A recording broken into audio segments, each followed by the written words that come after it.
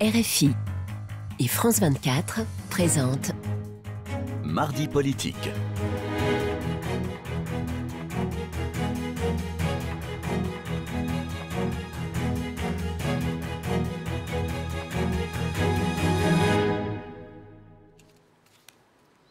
C'est l'heure de Mardi politique sur France 24 et RFI. Bonsoir Frédéric Rivière. Bonsoir. Nous recevrons à 18h30 Richard Ferrand, secrétaire général d'En Marche, le parti d'Emmanuel Macron et député du Finistère. Mais tout de suite, notre premier invité est Louis Alliot, vice-président du Front National et député européen. Bonsoir. Bonsoir. Et merci d'être sur ce plateau. Donc cet après-midi, Marine Le Pen était devant les membres du MEDEF, les patrons. Ils étaient enthousiastes face à Fillon, relativement avec Macron, mais pas vraiment avec Marine Le Pen. Ça passe sur le patriotisme économique et un peu moins sur le protectionnisme. Vous vous inquiétez un peu de ce non-amour avec les patrons ? Non, j'allais presque vous dire, c'est presque bon signe. Ah. Parce que M. Gattaz est un adversaire de tout temps du Front National et du programme de Marine Le Pen. Mais si vous voulez, on pourrait lui attribuer une crédibilité si par le passé il avait fait œuvre d'anticipation sur des événements et s'il n'avait pas fait des promesses inconsidérées. Sur le 1 million d'emplois notamment. Oui, alors il s'est promené pendant un petit moment avec son badge 1 million d'emplois en contrepartie d'une baisse significative de l'impôt, notamment le fameux crédit impôt recherche.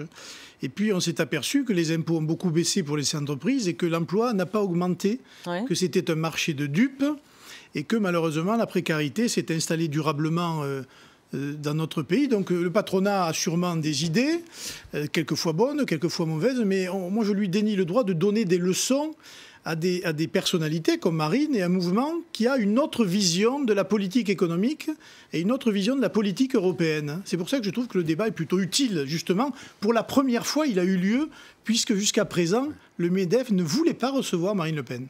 Ça, c'est un progrès à vos yeux.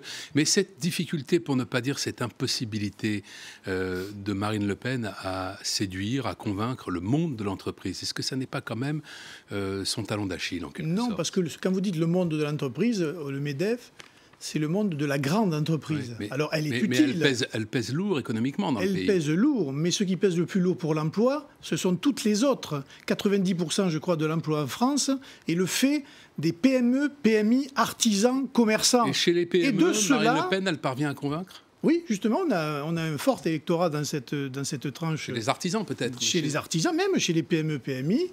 Et de plus en plus de commerçants, d'artisans pressurés, on peut dire, ou pressurisés par la ponction fiscale étatique et par les normes européennes, se tournent vers nous parce que nous proposons une autre vision, encore une fois, de l'organisation, on va dire, de la réglementation tatillonne européenne. Alors ça, c'était pour l'actualité. Alors Emmanuel Macron, qui, si on en croit les sondages aujourd'hui, affronterait Marine Le Pen au second tour. Et lui, il engrange les soutiens en rafale. Chez Marine Le Pen, eh bien, peu de soutien, on ne se précipite pas trop, excepté celui de Philippe de Villiers, qui a les yeux de chimène pour la candidate, mais il n'était pourtant pas à son meeting, pourtant dans son propre fief. Hier, en Vendée, il était en Espagne. Oui, il avait un mot d'excuse de la maîtresse. Ouais. C'est un soutien sûr, ferme ou un peu lointain, pas vraiment assumé. En tout cas, on ne se bouscule pas au portillon pour soutenir Marine Le Pen. Oui, mais c'est plutôt bon signe. Dans la classe politique. Je vais vous dire, si on avait eu le soutien de Robert Hue, d'Alain Madelin, de Le Drian et de tous les recalés de la politique depuis 20 ans, je me serais fait du souci. Or, ces gens-là, aujourd'hui, vont au renfort de M. Macron, ce qui prouve bien que M. Macron, aujourd'hui, sans parler de M. Bayrou d'ailleurs, ce qui veut dire que M. Macron est le candidat, on va dire, du système, en tout cas de l'ancien système, et le faux-nez de François Hollande dans cette élection. Donc ça, c'est pas inquiétant en soi, les ralliements. Vous savez, être rallié par des gens qui ont échoué, c'est pas non plus quelque chose de magique. Mais... En revanche, sur Philippe de Villiers, c'est un esprit libre, c'est un ancien ministre de Jacques Chirac, c'est quelqu'un qui a des convictions, qui sur l'identité, sur la souveraineté, rejoint pas mal de nos idées, et si demain il rejoint notre combat présidentiel, eh bien on l'accueillera avec avec, on pourrait dire, ambition et gentillesse. Mais vous dites que c'est plutôt bon signe, là aussi, qu'on ne vous rejoigne pas trop. Vous avez dit auparavant que c'était plutôt bon signe que les grandes entreprises ne vous soutiennent pas. Au fond, vous dites que le fait de rester seul, c'est plutôt bon signe. Mais c'est pas seul, c'est avec le peuple quand même. On est seul, c'est-à-dire les personnalités politiques et les grandes entreprises, mais derrière, vous avez des citoyens. Et ces citoyens, des agriculteurs, des ouvriers, des PME, des PMI, des fonctionnaires. Voilà, la diversité de la population française, du peuple français, soutient aujourd'hui, en l'occurrence dans certains sondages, Marine Le Pen comme candidat en tête du premier tour. C'est déjà très important. Le deuxième tour, c'est autre chose. Et les législatives qui suivront, c'est encore autre chose. L'essentiel, c'est de rassembler une majorité du peuple français. Rassembler une majorité des gens du système, du showbiz ou des élites, honnêtement, ça n'intéresse pas grand monde, il faut le dire. Alors, on va reparler d'Emmanuel Macron, parce que c'est vrai que le match, pour l'instant, les sondages disent que ce sera un match Macron-Le Pen, on verra bien. Donc c'est son adversaire, clairement, elle l'a attaqué aussi lors du débat télévisé. Il est la cible de ces attaques, la plupart du temps, dans ses meetings, partout. Et on écoute l'une d'elles. Le principal représentant de cette caste du système dans cette élection reste le filandreux M. Macron.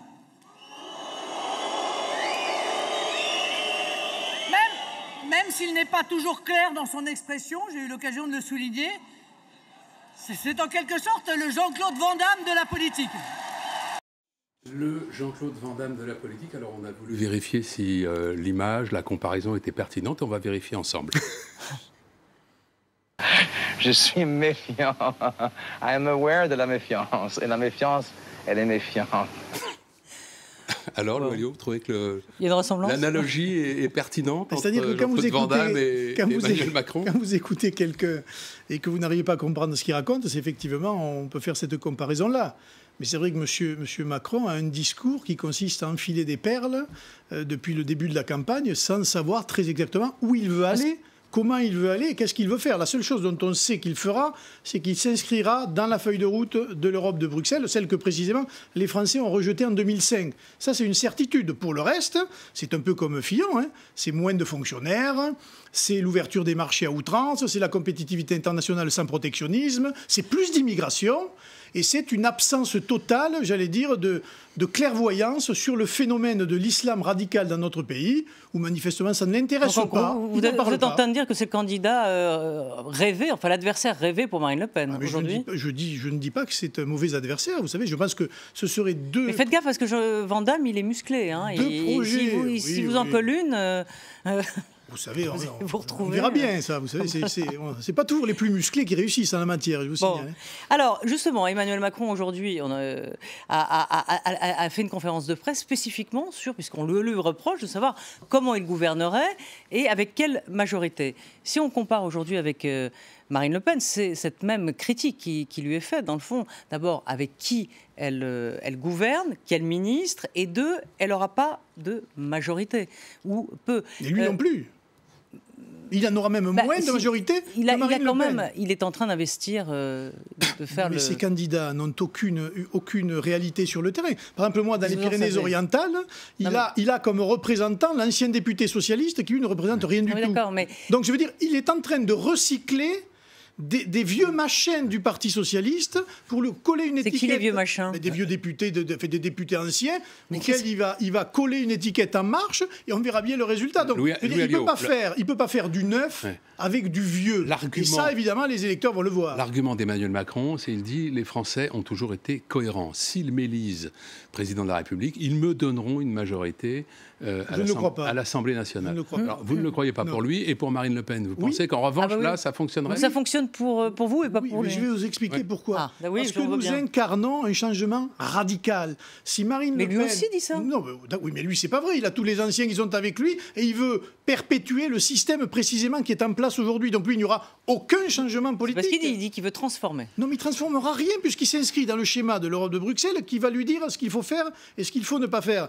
Si Marine Le Pen remporte cette élection présidentielle, ça voudra dire qu'il y a eu dans l'esprit de tous les Français une révolution culturelle. Cette révolution culturelle, politique, démocratique, elle se transformera évidemment à l'Assemblée nationale par une majorité présidentielle, alors que M. Macron est obligé de composer. Oh. Il a commencé à négocier avec M. Bayrou, il a attribué des circonscriptions, il est en train de négocier en sous-main avec le Parti socialiste, et demain, il sera obligé de négocier avec d'autres forces politiques. Parlons de vous, enfin de vous, du Front National. C'est vrai qu'on se demande si Marine Le Pen gagne, avec qui elle va gouverner. Elle dit dans un entretien à Femme Actuelle, un journal féminin, elle juge sa nièce, donc Marion Maréchal Le Pen, inexpérimentée pour intégrer un gouvernement.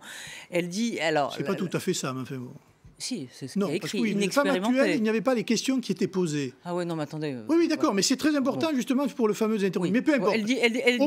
Au moment où on critique les politiques de faire de la politique en famille, parce que c'est un peu la critique aujourd'hui. C'est un peu ça. Non, mais d'accord, mais Marine Le Pen ne va pas nommer sa nièce à un gouvernement, ça n'a pas de sens. D'abord, et vous alors, donc alors à personne, parce que vous êtes son compagnon, mais moi, vous ne serez pas ministre non plus. Moi, encore moins. Moi, j'ai toujours dit. Alors, avec qui il y aura qui? Alors, comme dit, on va aller chercher des vieux machins, comme vous disiez. Toute l'armée de ceux que vous ne connaissez pas, qui n'ont pas encore exercé, heureusement d'ailleurs, des responsabilités avec les résultats que l'on connaît, mais qui ont tout à fait les capacités. Et c'est rassurant, ça. Ah oui. Je peux vous dire que je suis, moi, beaucoup plus rassuré par une équipe nouvelle, totalement nouvelle, compétente, qui vient pour appliquer le programme de Marine Le Pen, que par des gens cachés des anciennes équipes qui viennent au soutien de M. Macron et du système pour finalement tromper les Français et appliquer la même politique que celle d'avant. Alors pour les législatives, Emmanuel Macron dit, lui, qu'il y aurait à peu près une moitié, grosso modo, des députés qui n'auraient jamais fait de politique, qui viendraient de la société civile. Et il y a des appels à candidature par Internet. Vous, comment vous les trouvez, vos candidats? De la même manière, vous faites aussi des appels Nous, on le trouve soit dans le vivier des adhérents du Front National, plus de 80 000 adhérents, soit dans tous ceux qui, aujourd'hui, font la démarche de rejoindre notre combat et qui viennent, on va dire, soit de la société civile, soit quelquefois... Oui, mais ça, on en parlait il y a quelques instants. Il n'y a pas grand monde qui vous rejoint. Mais vous n'en savez rien. Enfin, publiquement, il n'y a pas des mouvements de ralliement comme on en voit chez Macron. Non, mais chez Macron, vous ne voyez que des anciens. Monsieur Le Drian, vous le voyez parce qu'il est ancien ministre. Ouais. Mais par exemple, M. Cresta, qui est insignifiant dans les PO, vous ne l'avez pas vu. Et pourtant, c'est un député socialiste qui n'a rien fait pendant son mandat et qui a l'étiquette de M. Macron pour l'élection à venir. Ouais. Donc, si vous voulez, c'est un système aujourd'hui qui essaye de se perpétuer, mais il est évident que derrière Marine et autour de Marine, il y a des gens tout à fait compétents. Puis je vais vous dire, quand je vois le résultat des gens qui sont aujourd'hui aux affaires, avec des CV longs comme le bras, pour l'augmentation du chômage, la faillite de la France et l'état dans lequel aujourd'hui, malheureusement, le peuple français est obligé de vivre, eh bien, laissez-moi vous dire qu'on fera bien mieux. Ça, j'en suis persuadé. Alors, juste pour revenir sur Marion Maréchal Le Pen, quand elle dit qu'elle est inexpérimentée, que c'est sa nièce, effectivement, est-ce que c'est plus un problème qu'elle décrit là, ou c'est peut-être, ou sans doute, un problème de ligne idéologique? On voit que les deux femmes, quand même, sont idéologiquement un peu pas sur la même ligne. Écoutez, je ne sais pas s'il y a deux lignes, moi j'en connais qu'une. Et d'ailleurs, quand j'ai des refrains, j'ai toujours connu qu'une ligne. Ah oui, c'est la bétaillère, tout le monde pense pareil? Non, c'est la ligne qui est incarnée par la présidente du Front National, qui a été élue par la majorité des adhérents du Front National lors du dernier congrès. Cette ligne-là, qui est défendue par Marine, on la connaît depuis 2002 déjà, c'est pas nouveau. Et donc, elle s'améliore, elle se professionnalise, elle se densifie. Il peut y avoir des sensibilités, les uns peut-être un peu plus libéraux que les autres, etc. Le problème n'est pas là. La candidate, c'est elle aujourd'hui qui est à la tête de l'élection présidentielle, à la tête des sondages.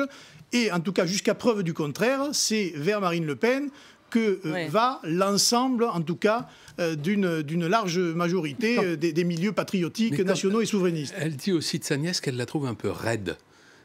Cette raideur-là, justement, ça n'est pas, au fond, l'incarnation d'une autre ligne, en effet? La raideur et la jeunesse.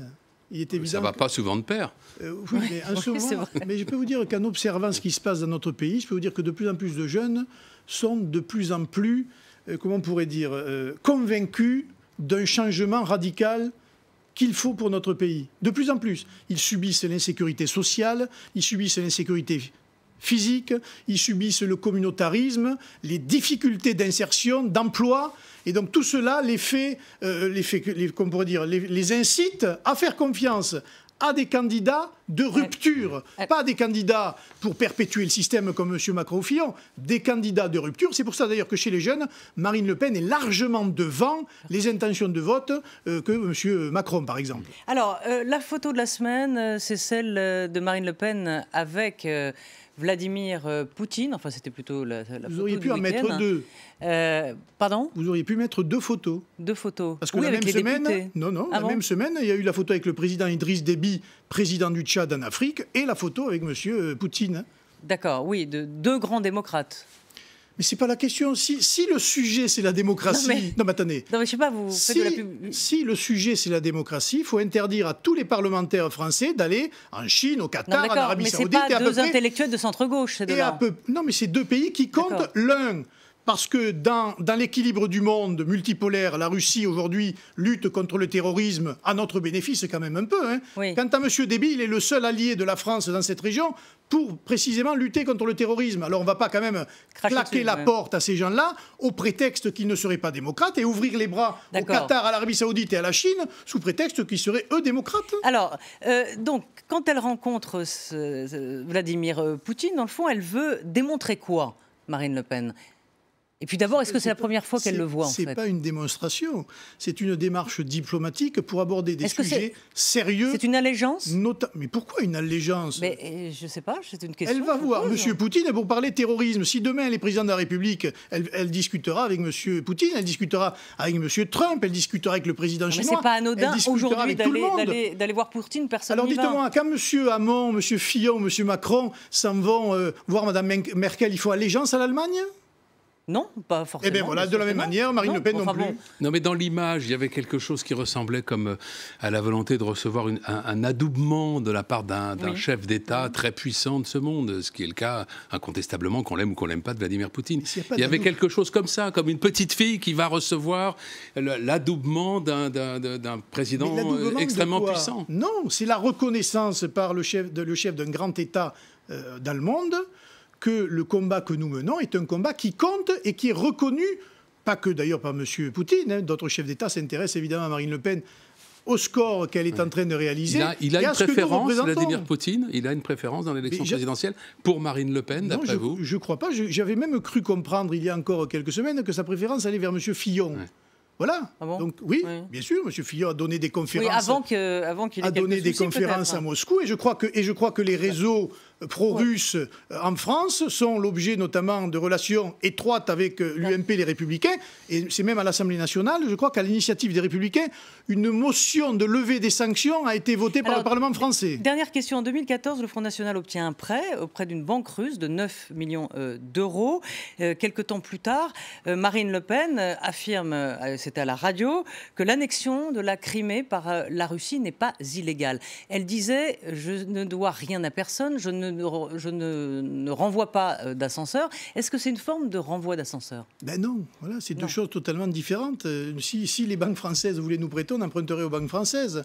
En l'occurrence, c'était les Russes il y a déjà 3 ans de cela. Hein. Oui. Depuis, on n'a plus d'autres prêts avec la Russie. Donc, il n'y a pas de relation. Il n'y a pas de renvoi d'ascenseur. Il n'y a pas de relation de cause à effet. Et nous avons toujours défendu, depuis plus de 20 ans déjà, l'idée qu'il fallait avoir des relations et un partenariat privilégié avec la Russie, tout en maintenant évidemment notre partenariat avec les Américains, mais il faut avoir une voix indépendante et non plus une voix qui soit en quelque sorte une voix vassale de celle des États-Unis d'Amérique. Londres, demain, va activer l'article 50 du traité de Lisbonne, qui va donc officialiser le processus de sortie de l'Union européenne. Voilà, je vous vois sourire. Donc au fond, vous vous dites quoi ? Les vénards ? Oui, un peu. Ils ont d'abord osé le faire, hein, alors que tout le monde disait que ça allait être une catastrophe. Et puis on s'aperçoit que ce n'est pas une catastrophe économique du tout. Oui, mais non pas l'euro. Oui. Non, mais enfin, c'est facile, mais on c'est un argument évident. prédisait la chute absolue de tout. C'est vrai. On se rend compte que c'est l'inverse, en tout cas pour l'instant. Donc maintenant, ils mettent en application le fameux article 50 et ils vont pouvoir négocier avec l'Union européenne une sortie concertée de l'Union européenne. Parce que cet article 50, c'est pas je soulève l'article et je m'en vais. C'est j'invoque l'article 50 et je négocie avec les institutions européennes. Mais à propos d'Angela Merkel, et ce sera la dernière question, justement, est-ce qu'elle ira voir Angela Merkel, Bien sûr, Marine Le Pen? si Madame Merkel... Ils ont tous défilé là, chez tous les candidats. Ben oui, ils sont allés faire allégeance aux Allemands. Ça, c'est vous qui le dites. Non, mais pas Benoît. Je retire... Oh, plus ou moins quand même. Il a voulu à tout prix rencontrer Mme Merkel pour avoir lui aussi une reconnaissance internationale et européenne de l'Allemagne. Bien sûr qu'elle ira. Si Mme Merkel est encore la chancelière de... Et si elle est d'accord. Écoutez, vous imaginez, vous, la présidente allemande, enfin la représentante allemande refuser la présidente de la République française? Non, mais avant, je parlais d'avant. Ah non, mais avant, non. Ah bah voilà. C'est la fin de cette première partie de Mardi Politique. Merci, Louis Ali. On se retrouve dans quelques instants, Roselyne, avec un deuxième invité, Richard Ferrand. Voilà.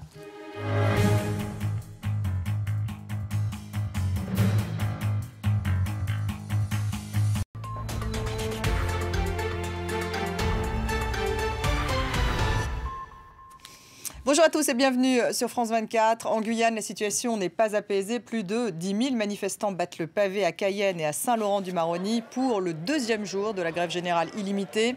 Une mobilisation qualifiée d'historique par des marcheurs. Parfois, j'ai cours de 18h à 20h, je ne vais pas. Je rentre à la maison parce que j'ai peur de me faire braquer. Il y a des voyous qui nous attendent, par exemple, aux alentours de nos lycées. Et c'est un danger pour nous. On ne peut pas se rendre à l'école et avoir peur d'aller à l'école ou bien de rentrer chez nous. C'est pas possible. Je suis sûre que c'est pas dans tous les pays où on vit avec des grilles. Je pense pas que ce soit normal. Quand je vais en métropole, je vois pas des grilles à toutes les fenêtres, non. Politique française, Pénélope Fillon est convoquée devant les juges du pôle financier sur les soupçons d'emploi fictif. Comme François Fillon, elle pourrait être mise en examen. Convoquée ce matin au pôle financier, Pénélope Fillon pourrait passer une bonne partie de la journée face aux 3 juges chargés du dossier des présumés emplois fictifs. L'épouse de l'ancien Premier ministre sera longuement interrogée sur la réalité de ses fonctions comme assistante parlementaire auprès de son mari et de Marc Joulot, qui fut le suppléant de François Fillon. Entre 1986 et 2013, Pénélope Fillon aurait perçu plus de 680 000 euros. Elle devra également justifier de son travail auprès de la Revue des Deux Mondes pour un salaire de 5 000 euros. Une convocation qui intervient 15 jours après la mise en examen de François Fillon, notamment pour détournement de fonds publics et complicité d'abus de biens sociaux. Depuis, l'enquête s'est élargie à une possible escroquerie et faux et usage de faux. Devant les juges, François Fillon a défendu la réalité du travail réalisé par son épouse. De son côté, l'avocat de Pénélope Fillon déclare que tous les documents fournis prouvant un travail de sa cliente sont strictement authentiques. À J-1 du lancement du Brexit, les députés écossais ont donné leur feu vert pour un nouveau référendum d'indépendance en Écosse. Ce n'est pas étonnant puisque la majorité du Parlement écossais est composée d'indépendantistes. Il faudra maintenant à Nicola Sturgeon le soutien du Parlement britannique et celui de Theresa May, la Première ministre britannique. En Afrique du Sud, les drapeaux sont en berne. Ahmed Kathrada, compagnon de cellule de Nelson Mandela, l'une des dernières figures de la lutte anti-apartheid, est mort. Il est décédé à Johannesburg à l'âge de 87 ans des suites d'une opération chirurgicale. Ancien député et conseiller du président Mandela pendant son mandat à la tête de l'Afrique du Sud, ce fils d'immigrés indiens faisait partie du premier cercle des dirigeants historiques de l'ANC. Je vous propose de l'écouter, c'est au micro de France 24. J'ai rencontré Nelson Mandela pour la première fois quand j'étais au lycée. Lui était à l'université. C'était en 1945. Mais je ne peux pas dire que c'était un ami car il était plus âgé que moi. Mais au fil des années, nous avons tissé des liens. D'abord avec nos implications respectives en politique, puis lorsque nous avons été emprisonnés. La prison est vraiment un lieu qui consolide les relations comme rien d'autre. Merci de nous avoir suivis. Restez avec nous sur France 24.